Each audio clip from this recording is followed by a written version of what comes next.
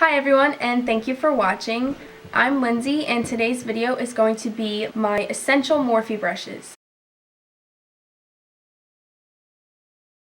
So I'm just going to start with eye brushes. The first brush I love is, first of all, I love the Elite collection, period. There's nothing that I don't like about the Elite collection. Every brush that I've bought from that collection, I've been impressed with. It's definitely worth the money. I mean, some of the brushes are pretty pricey, but I can definitely see the reason why. I just haven't bought some of them, and I'm dying to buy you. So this one is the E36, and it's just a really tiny pencil brush.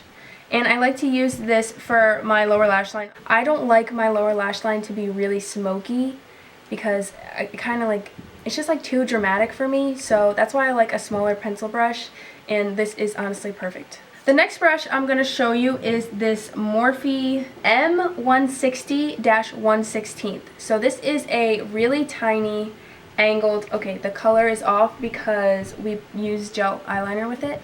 So this is just a really fine eyeliner brush. I use it for winged eyeliner, and when I was really into gel liner, I would use this brush or another brush that was similar to this. But at the same time, they do get really dirty and clumpy. So if you're going to use a brush like this, I would definitely clean it really often, because when it's clean, it's the best. It's easier to work with when it's clean. So definitely clean it if you're going to get this brush. But I would recommend it if you do like using gel eyeliner. The next brush I have is M124, and I bought this because I thought it was going to look like the MAC 239 or some Zoeva Flat Shader brush that everybody fucking uses. So it looked like that when I looked at the picture, but some of their pictures are really off. So I mean, I like the brush itself, but it wasn't what I was expecting. So that's kind of the downside of it, but it's just a really good flat shader brush if you really want to be precise AF. It's really stiff. You could probably use it for concealer, but it might be a little thick. So yeah, that is the M124 brush. This next brush is my favorite. This is what I was expecting when I bought this brush, okay? I'll show you the difference. This is the S30, and it's just a little bit wider, and this is what I was expecting. But yeah, this is more of what I was looking for, so I fucking love this brush. If you're looking for a dupe for the MAC 239 or Zoeva Flat Shader, I'm not really sure. It has white hairs. White natural goat hairs or whatever it's called. But this is just the same. So I would definitely recommend this brush. This is the S30. The next brush I have is the M213, and this is just a really precise smudger brush, I guess. It's got a rounded tip. It's not square and it's not really circular, but it's a rounded square. So I like to use this if I'm getting really close to my lash line. I don't have a really flat definer brush to do that, so that's what I use this for. I haven't bought one yet. I'm slacking. That's an essential brush, and I'm just slacking. I'm over here buying this brush. But yeah, I love it otherwise. I smudged out the top eyeliner today with this brush. It's really good for smudging. This next brush is a Nicole Guerrero suggestion, and I had to buy it because she's my favorite. If I'm going to be completely honest, Nicole Guerrero is my favorite. So this is the 506, and I used this in my gold and purple tutorial, which I will link down below. I love the way that look turned out. I used this for the outer V, and I deepened up the color, and it's just a really precise brush to get in your crease or just to place color. So you just place color with this, and then I would blend it out with a bigger brush, or you could use this as a fluffier pencil brush. So if you do have harsh lines underneath, you can just use this. The last eye brush I have is this fat shader brush, and I use this in one of my really old tutorials. I'm not really sure which one it is, but this brush was $1, so I had to get it. This is the S11, so I'm assuming these two are from the same line because the hairs are really similar. It's really good for packing on colors all over the lid, or just sloppily, I guess, or highlighting your brow bone. I know Kathleen uses a big brush to highlight her brow bone sometimes. I like to set my primer sometimes with this brush. Moving on to face brushes, the first brush I have is I actually just got this one. This is an Elite brush. It's the E10, and it's just a concealer brush. I needed a new concealer brush because this was my only concealer brush, okay? Let me show you this. This one. and this I got from IMATS last year. It is the Royal & Langnickel Silk Pro Large Concealer BC225. I wouldn't recommend this brand, honestly. They didn't have a line at IMATS, and I was like, oh, I wonder why, and I fucking got 6 brushes from there, and now I don't use them.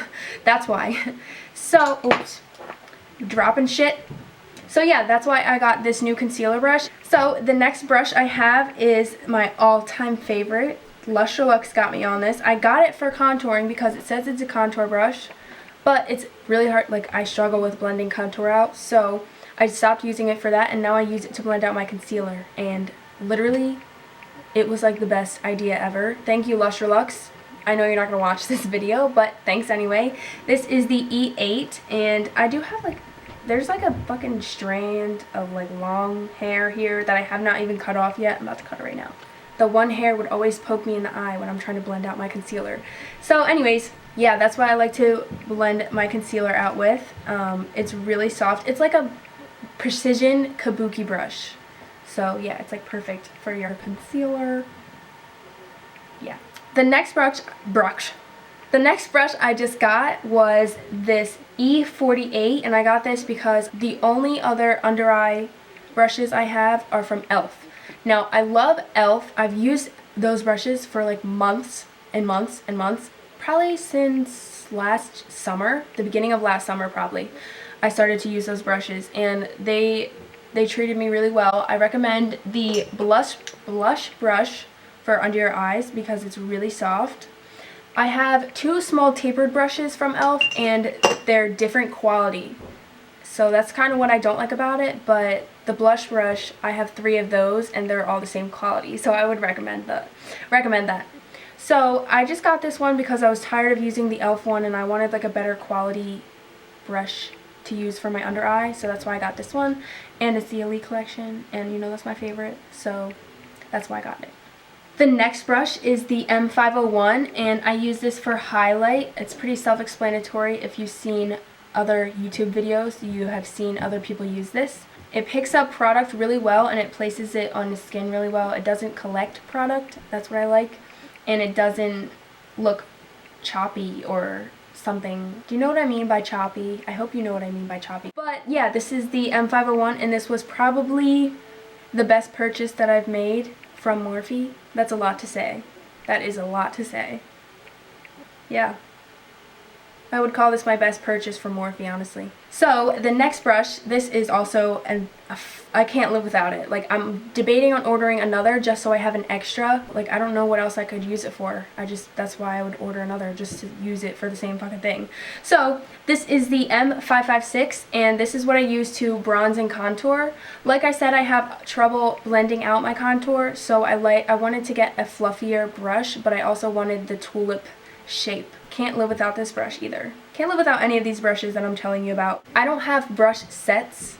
I buy single brushes because I know what I want to use the brush for. And some of the sets you might buy, some of the brushes in those sets you just don't use, so I think it's worthless sometimes to buy that if you're not even going to use those, when you could just buy single brushes that you know you're going to use all the time. It might save you money to buy a set, but at the same time you're not even using those brushes, you know? So it's like a lose-lose.